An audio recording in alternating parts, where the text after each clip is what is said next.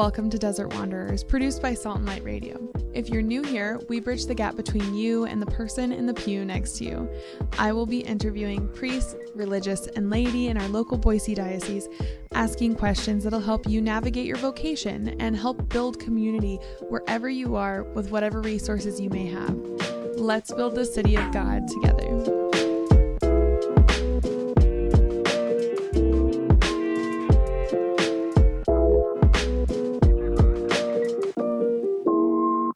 Welcome, Father Vogel, to the show. I'm so excited to have you on today. How are you? I'm doing great. It's always nice to be back at Salt and Light. Yes.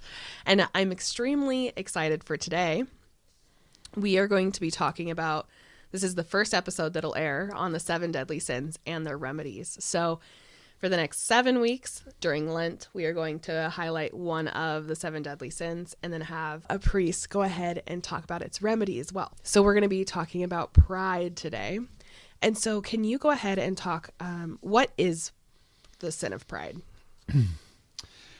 That's a great question. I like to refer to St. Thomas Aquinas because he's like the man when it comes to these things. And I'm sure most of the priests who come on will quote him in one way or another. So I just looked him up. I have it here written down. Thomas Aquinas defines pride as an inordinate desire for one's own excellence. And what that means is that pride isn't simply thinking that like you're good at something or that you want to be good at something. It's the sinful side of pride is like it's a desire for greatness or superiority in a disordered way where we're exalting ourselves too much, where we're seeking honor apart from God. So seeking our own excellence, especially above other things, because we know from the teaching of Jesus, he'll say, those who exalt themselves shall be humbled, and those who humble themselves shall be exalted in the proper order of things. God will exalt in the proper way, and the Lord has no problem with people being great. Again, any virtue is a habitual it's a habit of doing the good. And so being holy is good. Being courageous is good. Being temperate is good. Being just is good. But all of those virtues can have a prideful side to it. And we slip into it so easily because, and again, it's this way of we're wanting to be better than others. I'm my excellence. And so it's like, oh yeah, I'm like, you could say like, I'm really good at, or you could say, gosh, I'm so grateful God has given me this desire to be prayerful, and he's put on my heart a desire, for example, like to pray the rosary or whatnot.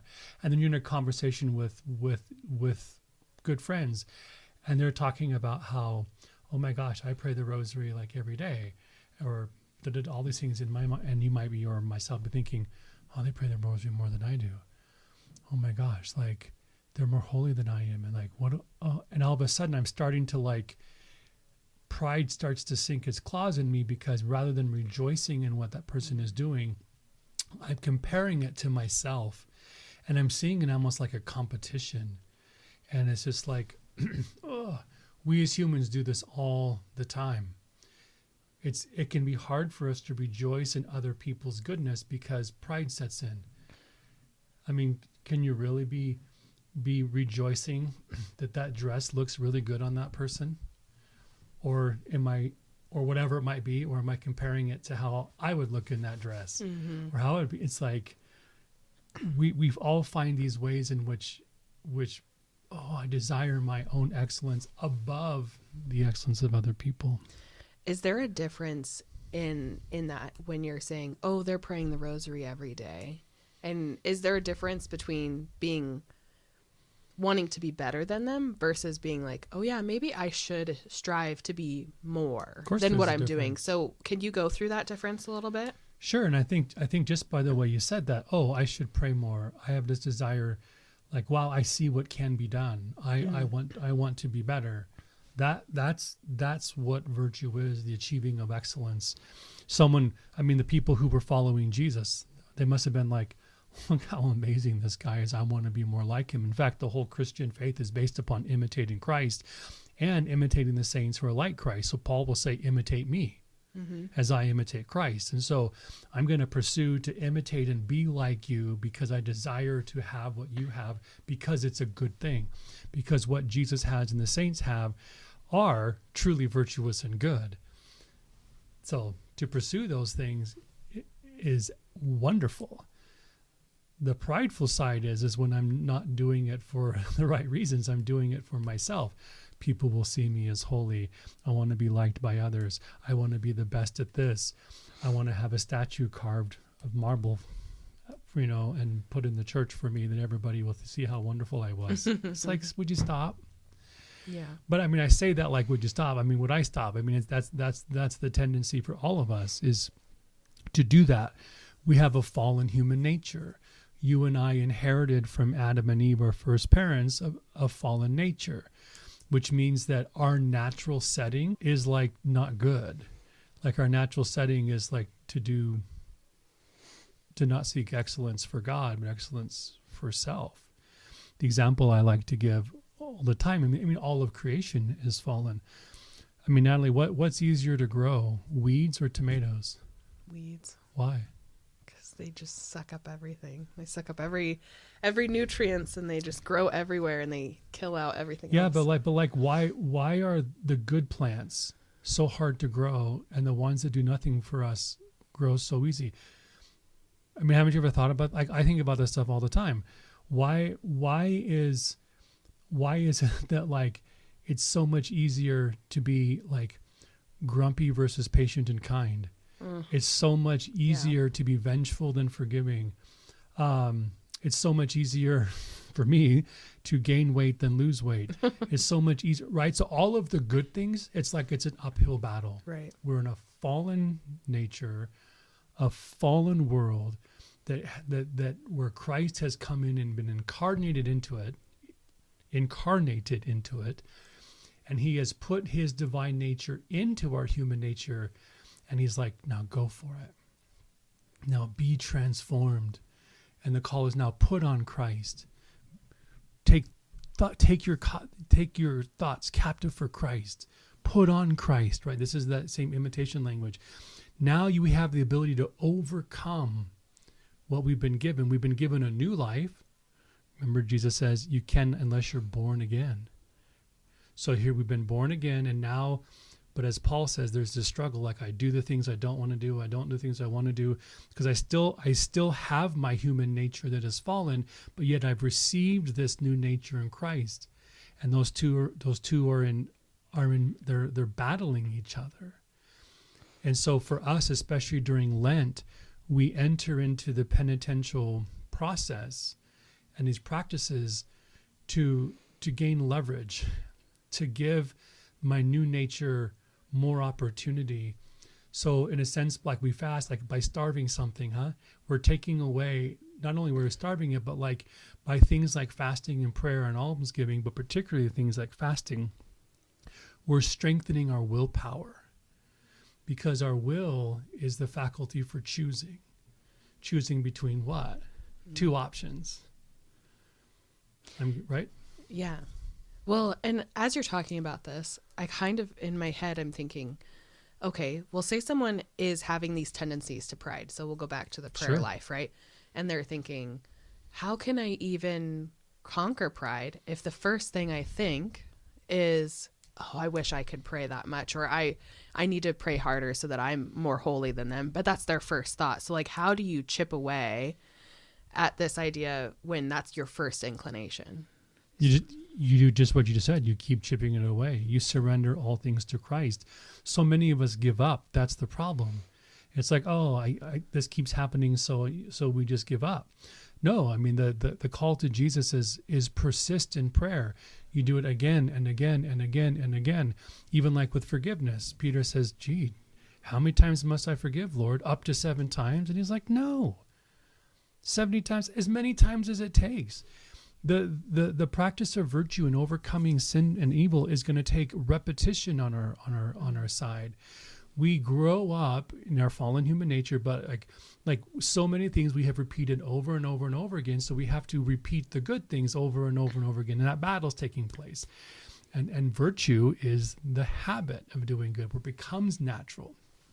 So you just have to keep doing it and keep doing it, keep doing it. And there may be some things that remain with us our whole life that will always be a struggle to us.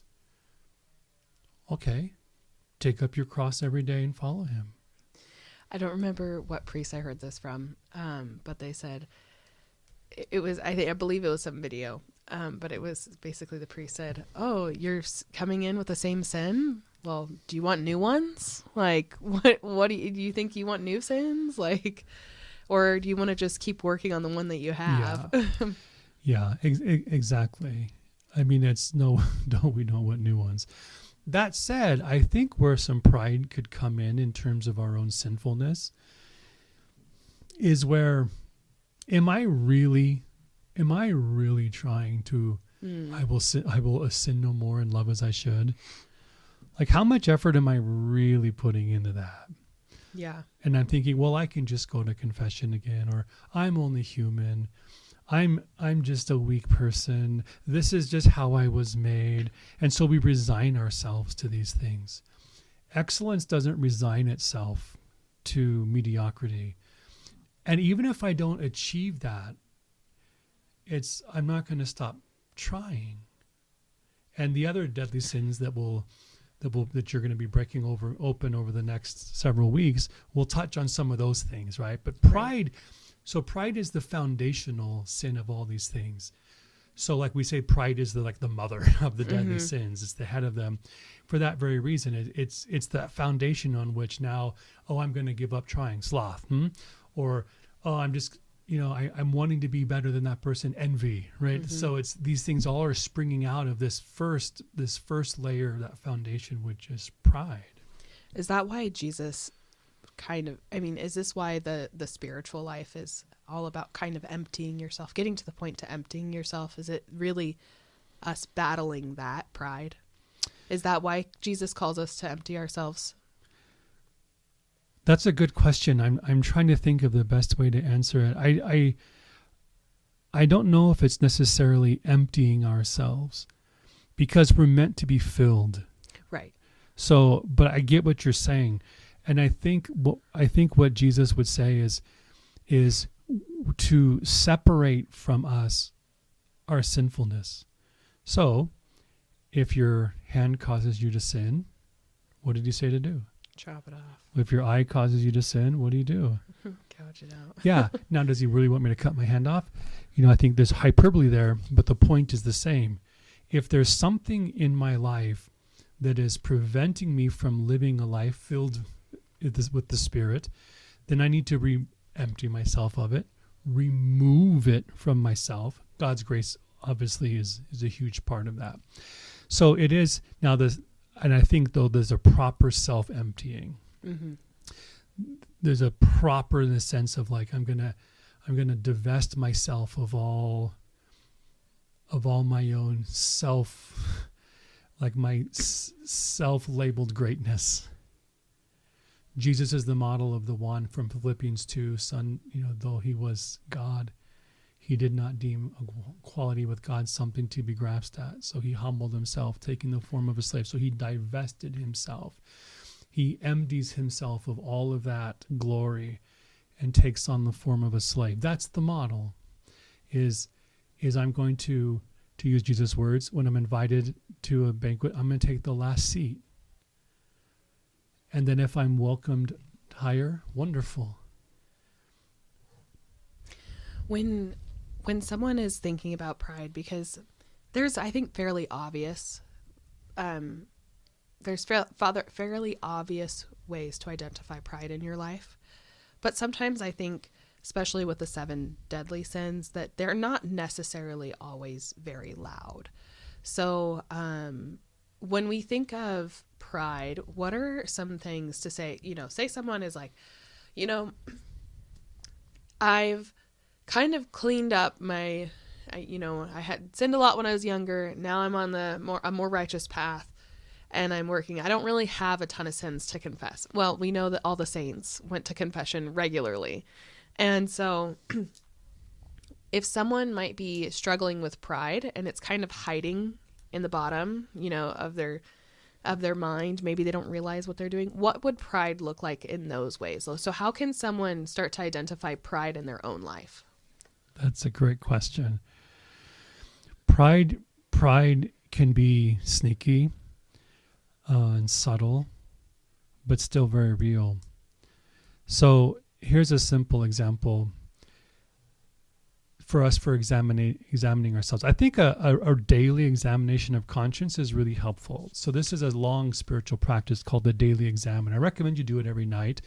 It's part of the Liturgy of the Hours of night prayer called Compline. But every night to take a good solid 5 minutes and really look over your day and let all the scenes of the day pass before your mind. And here's the kinds of things that could maybe pass before your mind. You're like, oh, I'm on my commute. I'm driving home or whatever. And, someone kind of pulls in front of me and didn't use his blinker or whatever. What were the thoughts running through your head right there? I know a lot of people when they drive, they're just like, there's a reaction. Mm-hmm. Or it's like the light turned red. It's like, come on, pay attention, blah, blah, blah. It's like, okay, is there pride in that? Like when I drive with people and they react like that, sometimes I'm trying to be like, are you okay? Like, are you going to be okay? Yeah, but that person, I know, but maybe it was an accident. Are you all right? Why is this affecting you so much? What did that do to you?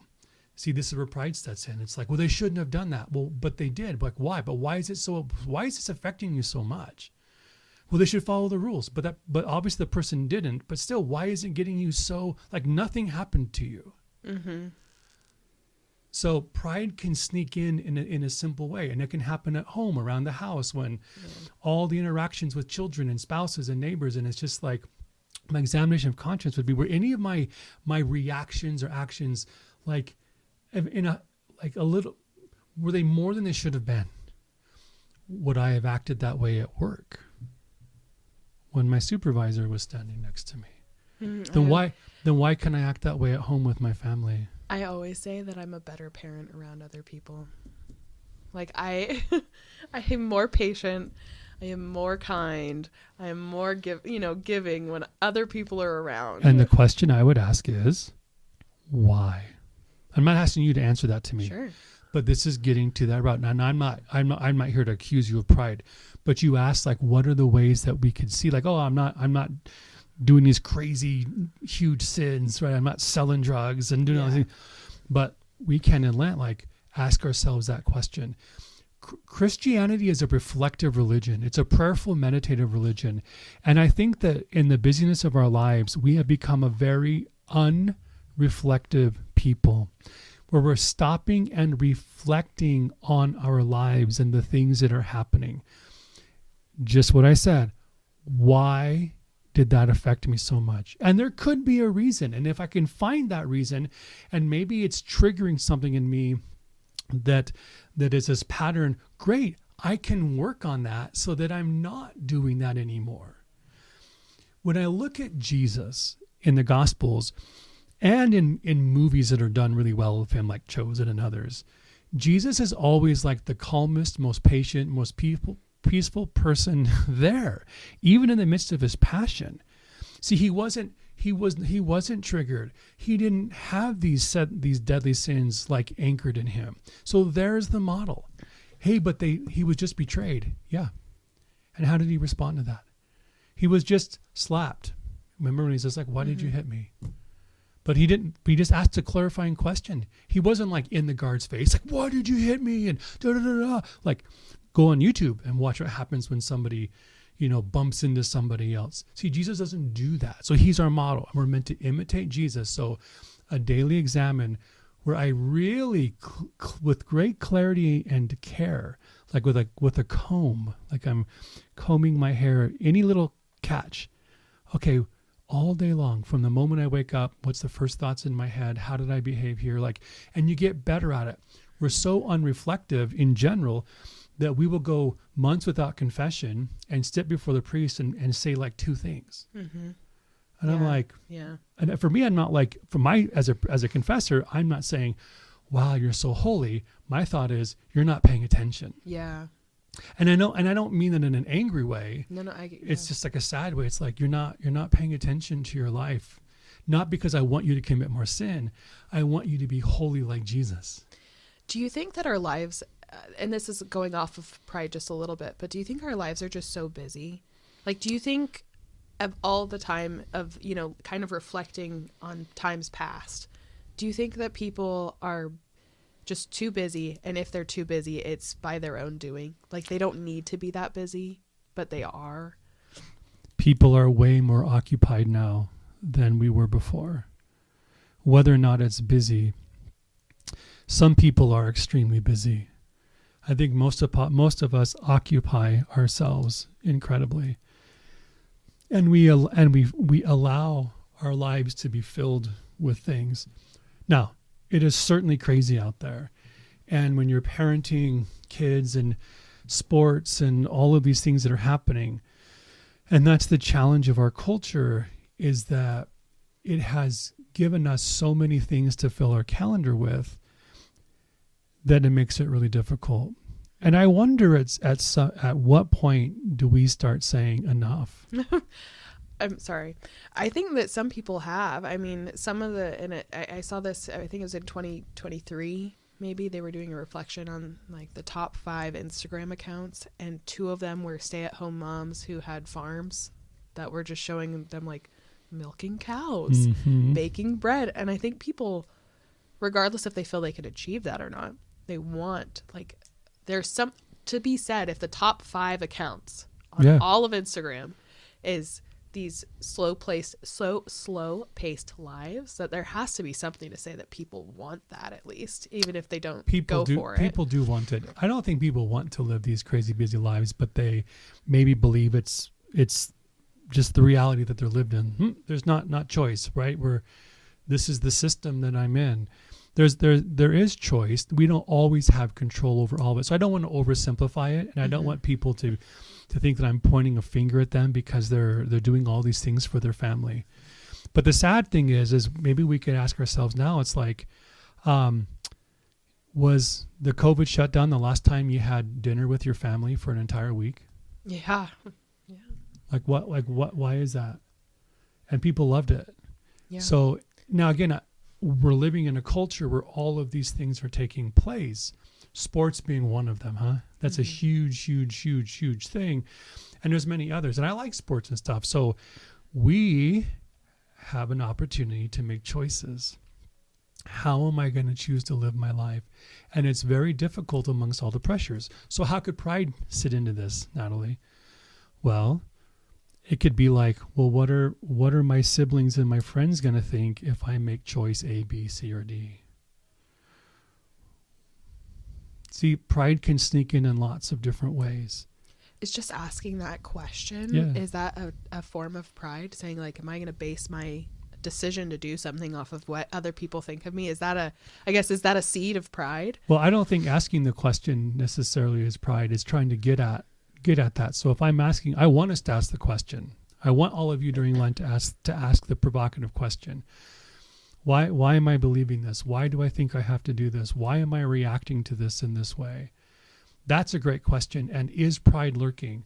And as we go through this series, what other deadly sins are lurking? What other things that might not be necessarily sinful, but maybe it's a trigger of like emotional or traumatic wounds that can cause us to react in certain ways. All of those things are real. Everything can be taken too far and exaggerated too much. So, I don't want to over exaggerate all of this either, but yet I think there's a tendency for us to get to I don't want to say underappreciate pride because we don't want to appreciate it, but to overlook it or minimize its effect in our lives. Yeah. So would you say, and I'm just going to kind of review that question, would you say that strong reaction, like unnecessary strong reactions would be one of the telltale signs of pride. Like you had mentioned, like, why does it matter? It could be. So, sorry. Yes. I'll let you go on. It could be. It could be pride. It doesn't necessarily have to be, but for example, if anger sometimes can be the first reaction to something. So why am I so quickly provoked to anger? And now this is a whole nother deadly sin, which you'll cover later, anger or wrath. But how, just to touch on it briefly right now. So like I use the example of someone pulling in front of me. My first reaction is anger. Anger is a secondary emotion. It's not a primary emotion. It's a secondary emotion. And usually it's covering something. Anger is like a blanket that covers something else. So like moms, you've all experienced this. Like you're with your kids and your kids jump out in the street and a car like slams on its brakes and you hope, but nothing happens, right? But your first reaction is anger. But anger is not really what it's there. You remove the anger and it's this fear and there's so much love and right. So like that's the real thing. So I guess the point I'm making is that some of these things, our emotional reactions may or not be pride, but are they covering up the real thing that's there? It's a response that I've built up. Part of it's my own natural personality that I accentuate. It could be things that have happened to me that led to like behavioral trends.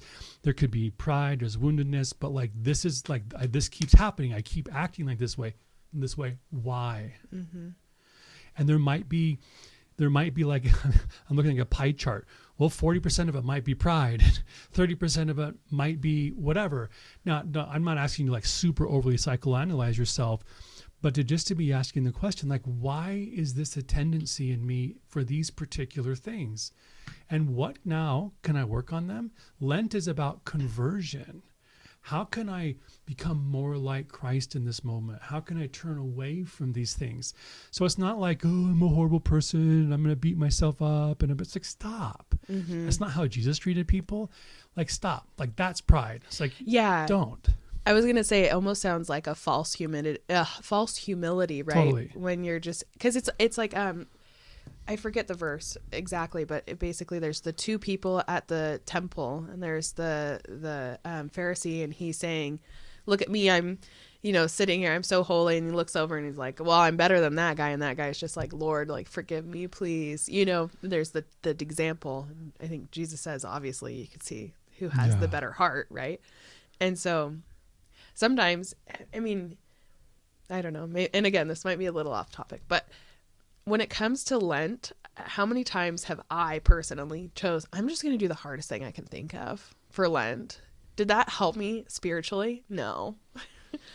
Is giving up, I don't know, something ridiculous or fasting for like hours and hours just to fast, right? I know people will go really strong with fasting just to fast, but not feeling it. It reminds me of that scripture passage about the sheep, right? Where they have actually, I don't know if this is the right one, but where they say if you expel the demons and you don't fill it with good things, then 7 times the demons come fill it up.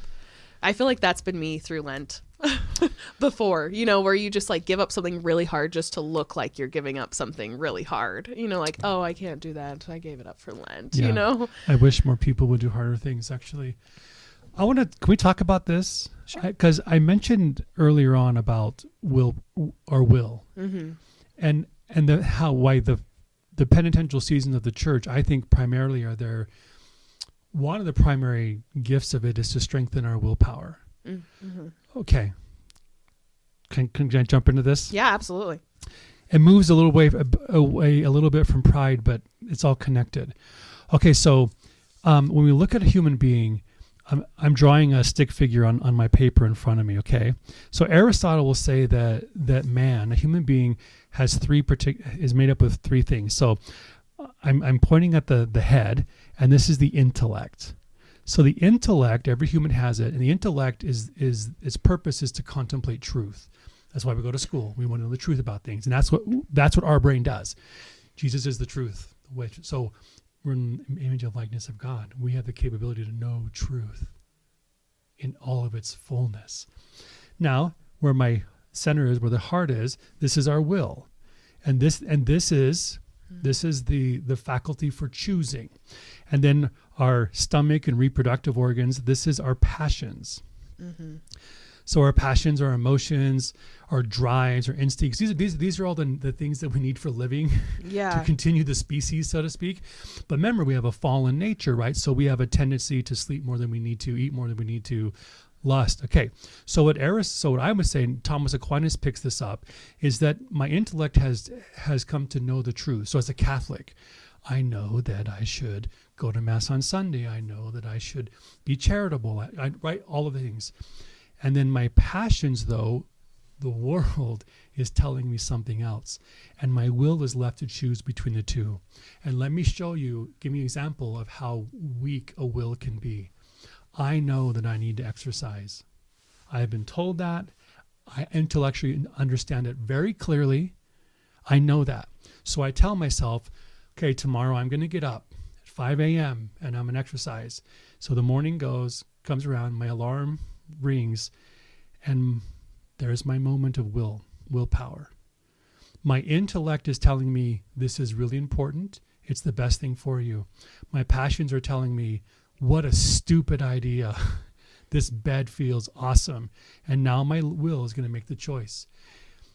Which is it going to choose? Well, if you were me, you would sleep in.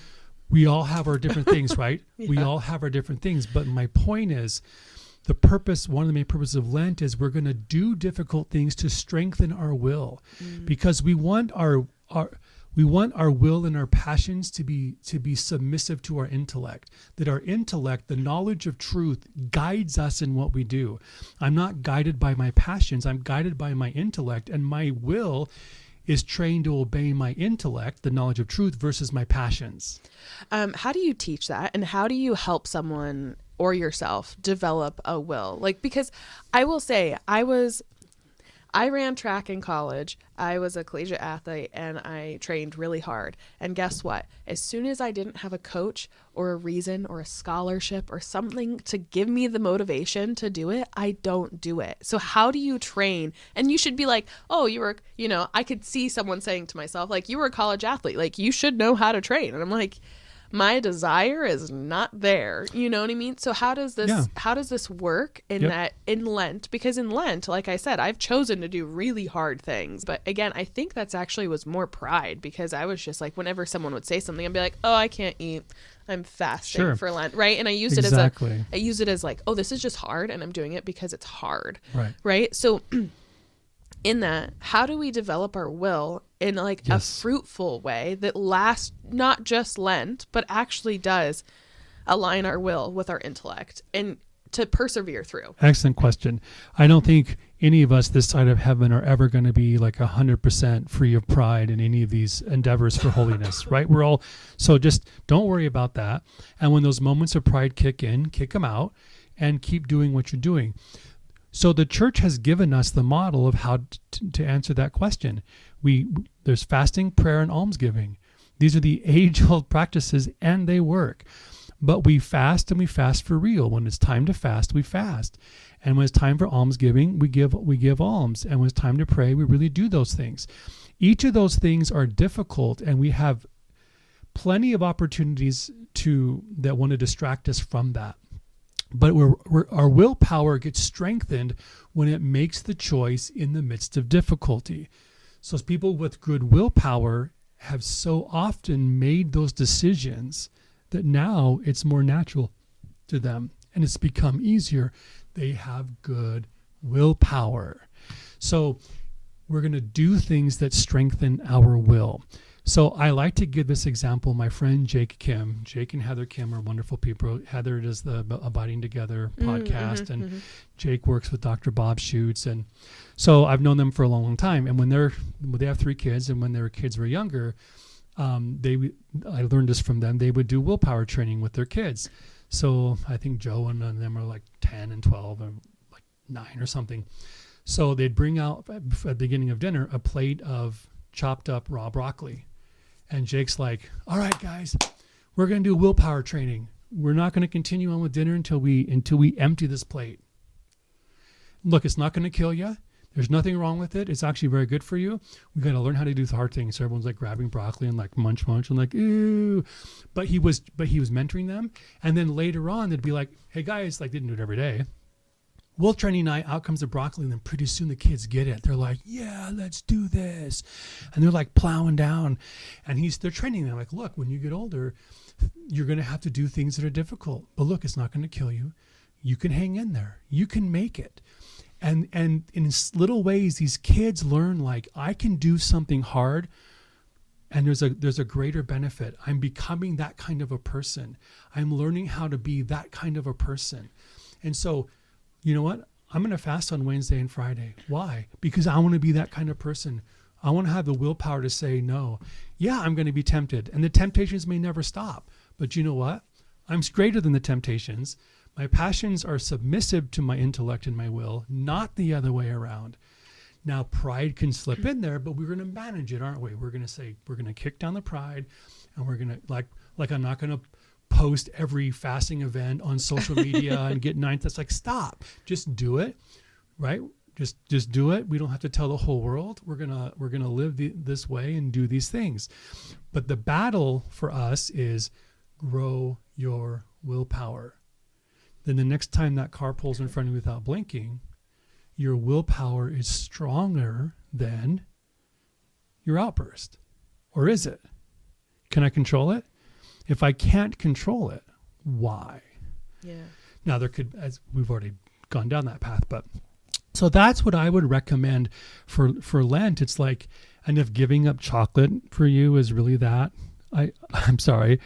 I don't think just giving up chocolate is going to grow our willpower. Maybe doing more than sugar? that. All sugar? Now we're talking. I did do that the other. Now we're talking. Yeah.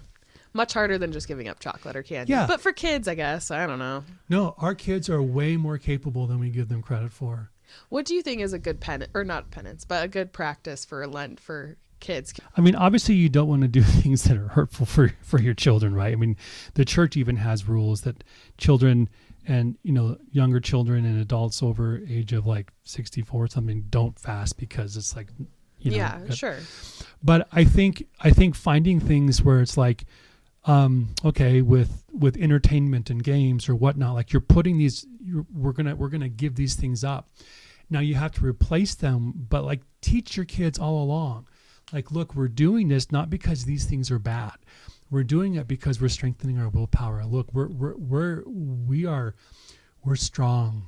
Like we want to be superheroes in the faith, also known as saints. Mm-hmm. So we want to have the ability to say no to anything. We want to be able to say yes to God. Like I want to be able to be free in these things. So it's like, nope, we're not going to have any dessert. Nope, we're not. Like you can do little things. I recommend talking to other parents. I mean, I'm not raising little kids, so sure. I'm hesitant to say, well, toddlers and, but I know like for us growing up, we did like bread and water on Wednesdays and Fridays. Like you'll survive. It's not that big of a deal, yeah. Like you can do that. And historically the church has fasted a ton. Yeah. Back in the day where like people didn't eat that much. And so giving up food was like a real hardship. And yet they fasted a lot. Yeah. I just think our mindset can be shifted. We're just not used to that. That being said, like, we don't want people to hate the church but like we gave up. Back then, all we had was TV. So, we gave up television and things like that. So the end of the day, this would be a great family conversation. Like you could explain this intellect, will, passions. What can we do to grow our willpower? What can we do to make decisions that strengthen the choice faculty of my being, the ability to choose, to make the decision? So this is going back into pride more concretely. What I was going to say, though, and it kind of is the similar question to this intellect and will and training the will, is how do we raise, either think of ourselves or raise children to be confident, like self-confident, and that they can choose the right thing, that they have the willpower, and yet navigate around pride, if that makes sense. Like, how can you make humble, grateful children who are also self-confident, but yet are not, but trying to guard from pride? Yeah. Gosh, parent them well, huh? I mean, just, it probably sounds obvious, but like, be the rock star parent that you really have dreamt of being. I mean, don't hold back. The window you have as a parent is so short. I mean, that window is open. You've got your kids. That window is going to shut very, very fast. And I don't mean to be a downer, but like, every parent has told me that. It's just like, my kids are already out of the house. So use that time and use it in a sense, not to spoil them and give them whatever they want. Raise them. Like, raise them to be saints. Their brains are soft clay that can be molded. So when they do good things, you affirm them. You're teaching them. You're explaining to them, like, wow, you're such a good worker. That's such a great thing about you. That's a wonderful, and you can explain why it is. And then when one's being selfish and shirking responsibilities, you can say, here's why that's not good. And you don't, not to beat them up. You're the truth bearer as the parents. So you want the kids to be living in the truth and not to wound them. Right? So if you have to say hard things, you reinforce it with, and I want you to know I love you, and I want the best for you, and I'm here for you. Right? So we want to not wound them, but we want to raise them. So we call it out when it's there. I mean, you have to raise them. So when they're living out of pride and doing something wrong, we punish them, right? We have to do that. Now, you don't have to be like violent and evil to them, but at the same time, it's like, we're going to punish them, but it's always reinforced with, I love you, and here's where we're learning. Here's where we're growing. But then give them responsibilities and manage give them the expectations, and then, gosh, kids can do so much. Yeah, I would agree with that. Father Sintra is on the show, and he has a monthly segment. In one of the episodes, the whole title of the show was expectation. So high expectations and high love. Like, you have to have both. You have to have, like, expect a lot from your children, but you also have to have a very fun and also loving, like, you can't be overbearing, right? You can't expect a lot and have low love. That doesn't work.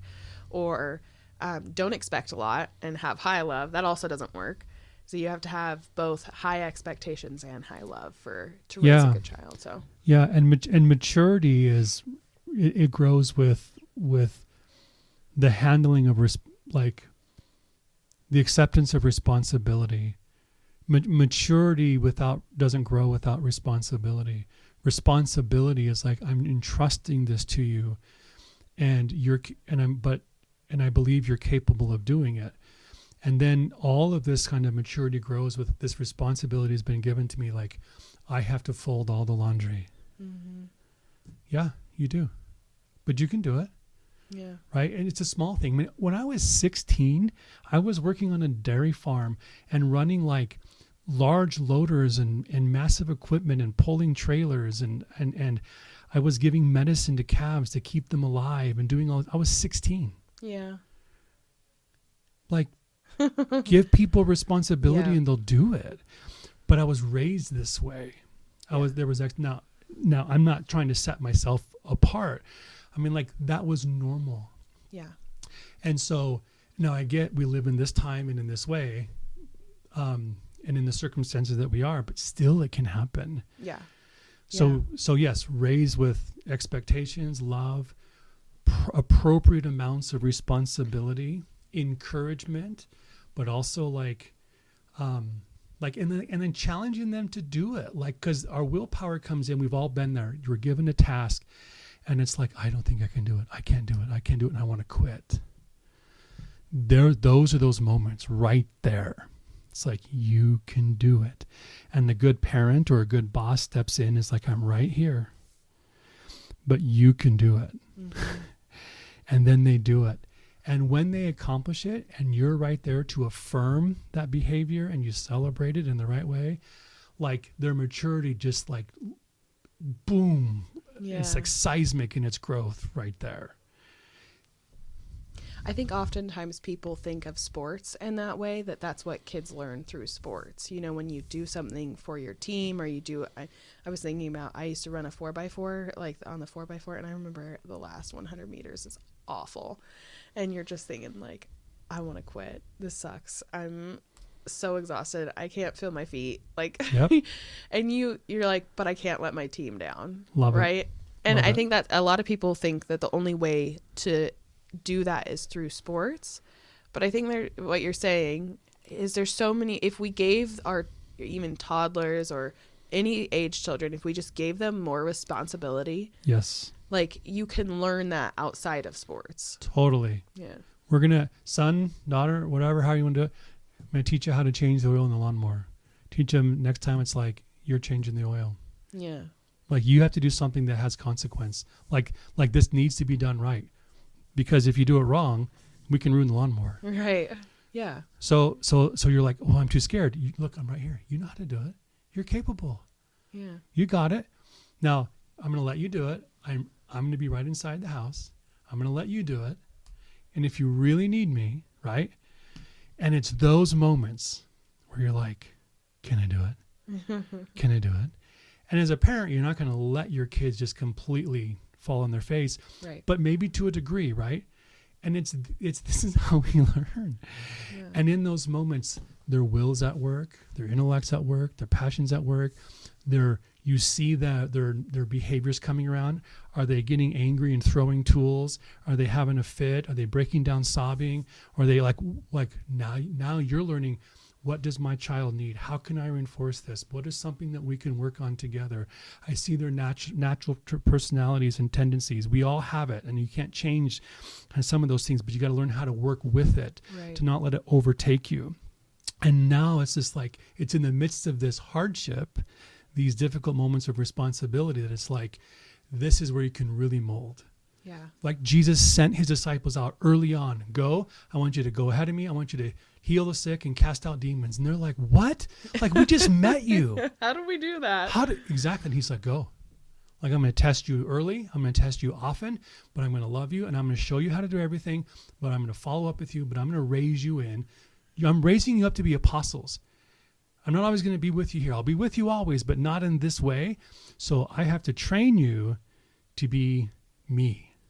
So let's talk about the person that is, say that they didn't have those opportunities. And so they might struggle more with feeling inadequate. Maybe that comes out through pride, right? Or, something like that. But they're already an adult. Yep. So how do they start to combat and kind of, again, because I feel, and maybe I'm wrong here, but I do feel like it's good to be self-confident.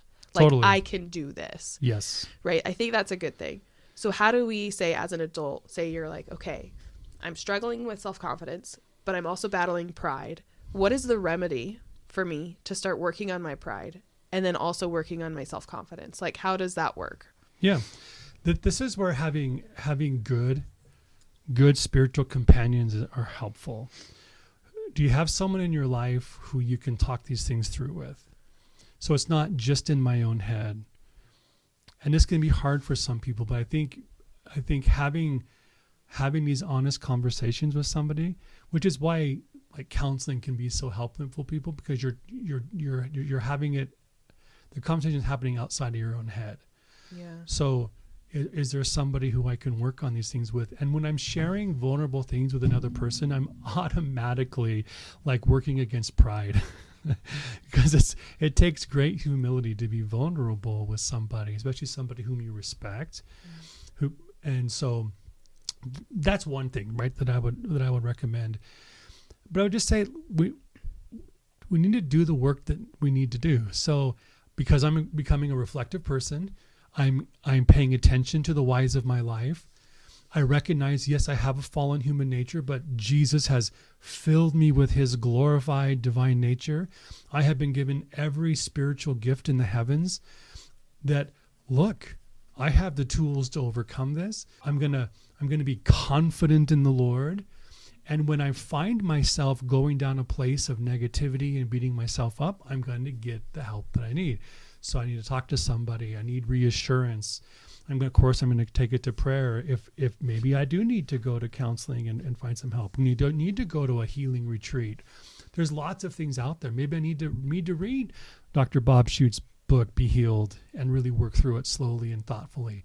I'm going to dedicate my life to being a saint, to being virtuous, to being holy. I'm going to go for it. And I think that's the challenge for any of us, and Lent wakens that up in us, huh? We recognize that these deadly sins are always at play. They're reaching up and they're dragging me down. They distract me from the goal, which is to run the race so as to win, to get the crown of righteousness. But I get distracted, and all of these excuses seem reasonable and logical, and right, because the devil is the father of lies. He can convince me of anything, and I take my eyes off the prize. Right, I slow down. Instead of running, now I'm walking in the race. And so Lent is like, wake up. We're going to do a worldwide collective pause, and we're going to go into these 40 days of spiritual exercise where we're going to reawaken that so that we can get back on that track. We're not to beat ourselves up, but because we want to be great. Yeah. We want to be awesome. Yeah. Like it's worth it. So it's not negative. It's very positive. Yeah. So what does it look like? So say someone works this Lent. They say, okay, you know what? I think I have some underlying pride. I need to start working on these things. I need to be more reflective. I need to take time in reflection. I need to maybe find a spiritual advisor or someone at least further along in the spiritual life than I am to work with me.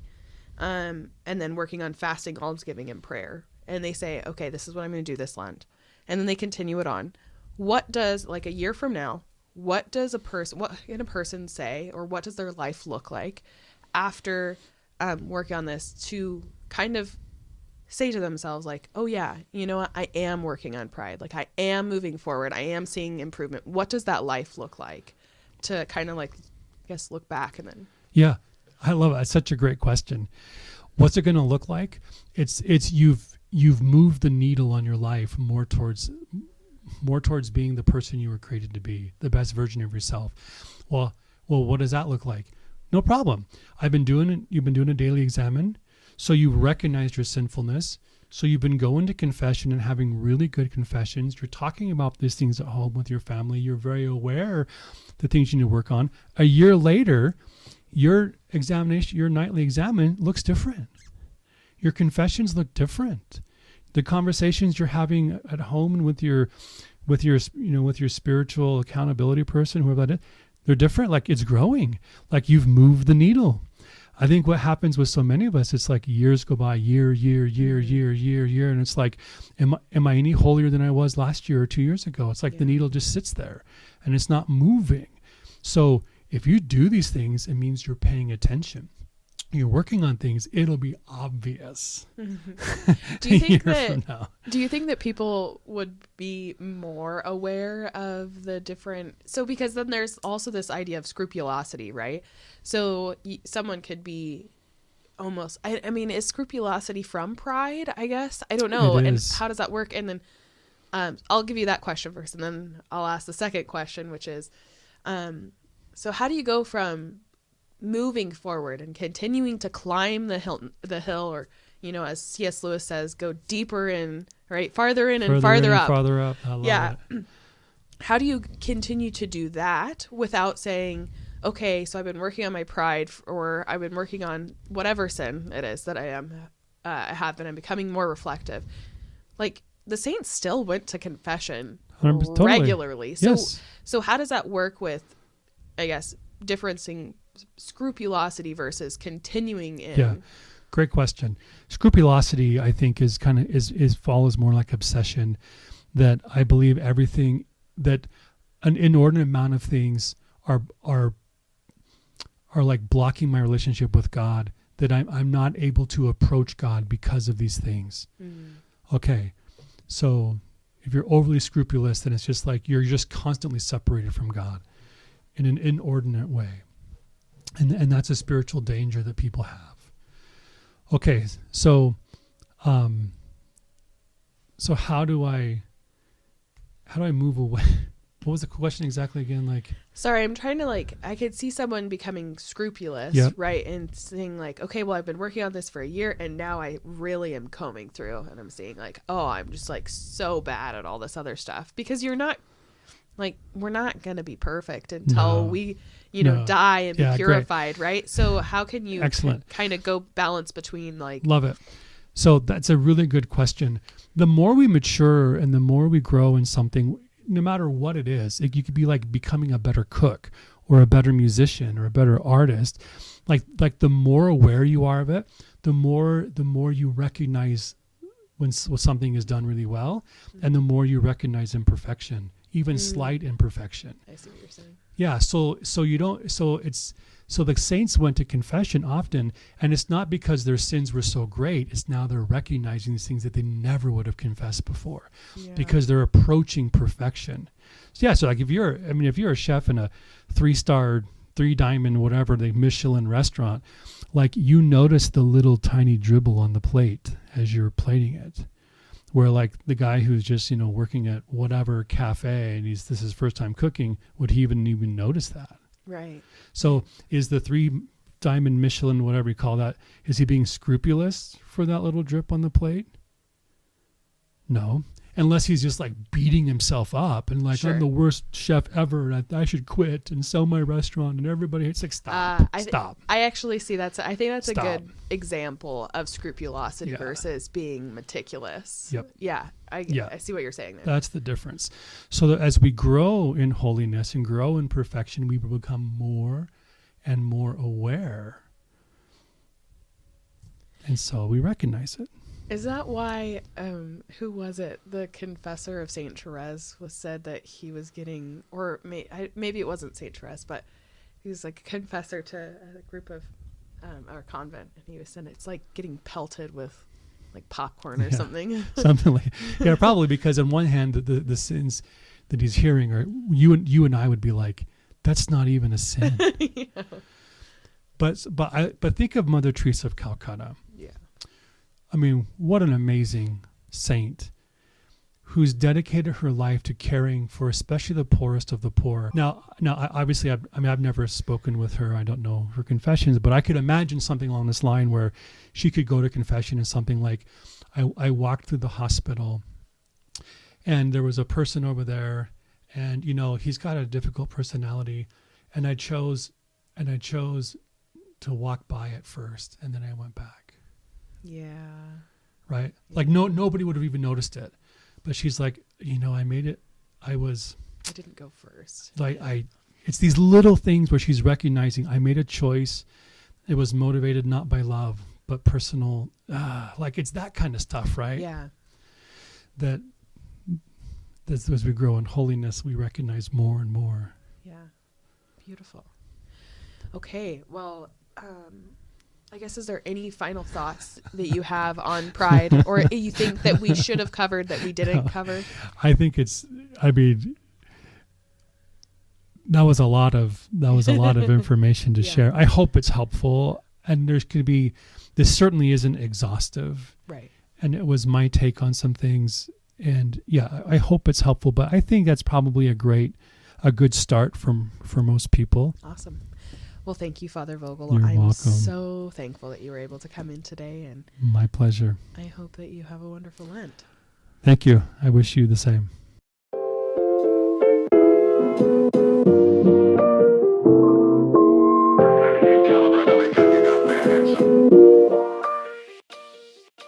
Thank you for tuning in to this episode of Desert Wanderers. If you liked it, give us a thumbs up as well as subscribe down below. We're produced by Salt and Light Radio, so you can find us on social platforms at Salt and Light Radio or Desert Wanderers Podcast. We produce episodes every week and we launch them for you on Wednesdays. So make sure to tune in for next week's episode, and we'll see you then.